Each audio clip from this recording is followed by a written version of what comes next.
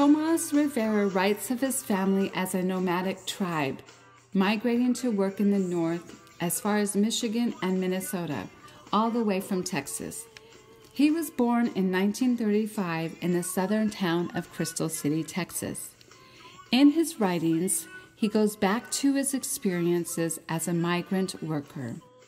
Rivera's grandfather had been a union organizer in the mines of northern Mexico. In order to avoid reprisals from political enemies, his grandfather fled to Texas. I think that Tomas Rivera has a little of his grandfather in him, which is evident in his passion for his people and social justice. Rivera takes a pivotal position in raising awareness of the workers' collective exploitation through his writing. He expresses the characters as individuals so we as readers can relate to them. In the story, "And the earth did not devour him," the boy experiences intense situations of poverty, injustice, and exploitation. These experiences cause him to begin thinking for himself and questioning his parents' religion. He is seeking self-determination and the freedom to choose his own destiny. He does not want to accept the life of poverty that is fated to his people. I chose to discuss this aspect of "the earth did not devour him" because I can recall the very moment in my life where, as an adolescent, I did not want to resign myself to fatalism, which was taught to me through religion. It was an act of independence from the religion I was raised with by my parents and by my Northern European culture of Lutheranism. In the same way, but different cultures, I believe Tomas Rivera wanted to separate himself from submitting to the external elements of oppression, which were a part of his culture group. By accepting the dominant religion of his culture, he was accepting fatalism.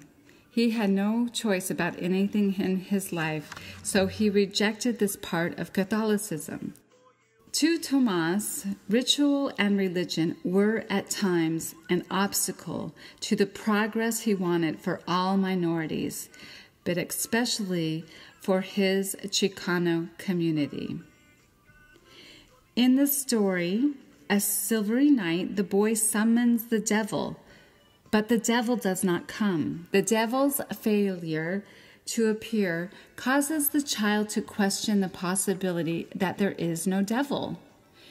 In the Catholic and Lutheran religion, they believe and teach that good and evil go hand in hand.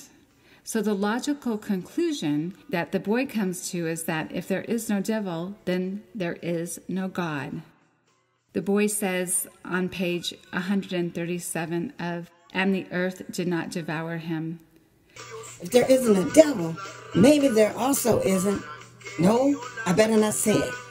I might get punished.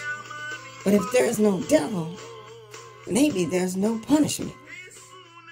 He also does not accept the religious escapism his mother has accepted.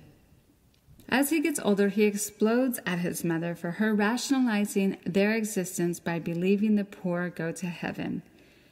When he was younger, he doubts his mother's faith, but he does not challenge her beliefs because he sees that they provide her some comfort. Later on, he asks his mother, "What's to be gained from doing all that, Mother? Don't tell me you think it helped my aunt and uncle any. How come we are like this? Like we are buried alive. Either the germs eat us alive or the sun burns us up. And every day we work and work for what? All the time feeding the earth and sun. Only to one day, just like that, get struck down by the sun. And there you are, helpless, and them begging for God's help. Why? Doesn't God care for us? I don't think there even is. No, better not say it. What if Dad gets worse? God could care less about the poor. Tell me, Mother, why? Why us, buried in the dirt like animals, with no hope for anything? The next day he goes to work in the cotton fields with his brothers. His younger brother passes out in the sun. He rushes home carrying his brother. He started cursing, and without realizing it, he said what he had been waiting a long time to say. He cursed God. At this moment, he believes the earth will open up and devour him, but it does not. The next day, his father and brother recover. This newfound freedom that he is not devoured sets him free from the restrictions of good and evil that religion imposes on him and his family. He must become independent and free from the labor imposed on the working class. My personal epiphanies came as a teenager, more as an atheistic denial of God than a child on his way to self-determination. I had already established myself as a young socialist and believed God agreed with socialism. I was living on a socialist kibbutz in northern Israel. And the first time I went to the Sea of Galilee and visited the place where Jesus multiplies the bread and fish to feed the multitude, I had a feeling, it just overcame me, that these were just stories that someone had told and that they were most likely not true. And if the stories were not true, then all of Christianity is a hoax. Later on in life, I continued questioning fatalism and religion, and the idea of good and evil, and going to heaven or hell. I noticed how the powerful people continue to oppress the poor, using religion as an explanation of poverty.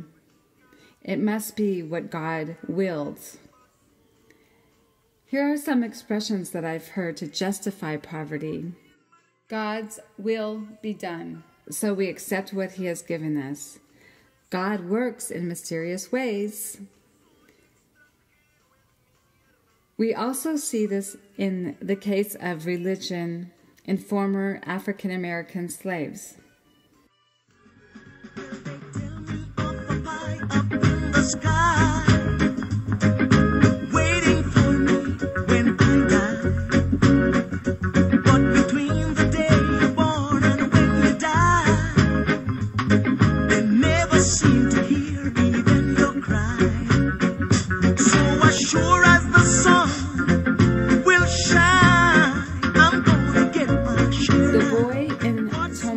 Rivera's "And the Earth Did Not Devour Him" experienced the acceptance of poverty, death, and injustice because of his religion.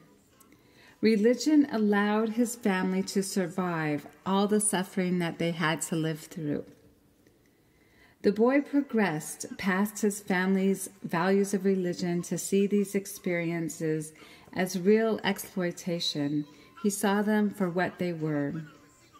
He saw the religion of his mother for what it was: escapism from discrimination, racism, and exploitation. All the writings point to Tomas as a liberal humanitarian in every phase of his life. For Tomas, humanitarian ideals virtually replaced the orthodox religious practices that he had grown up with.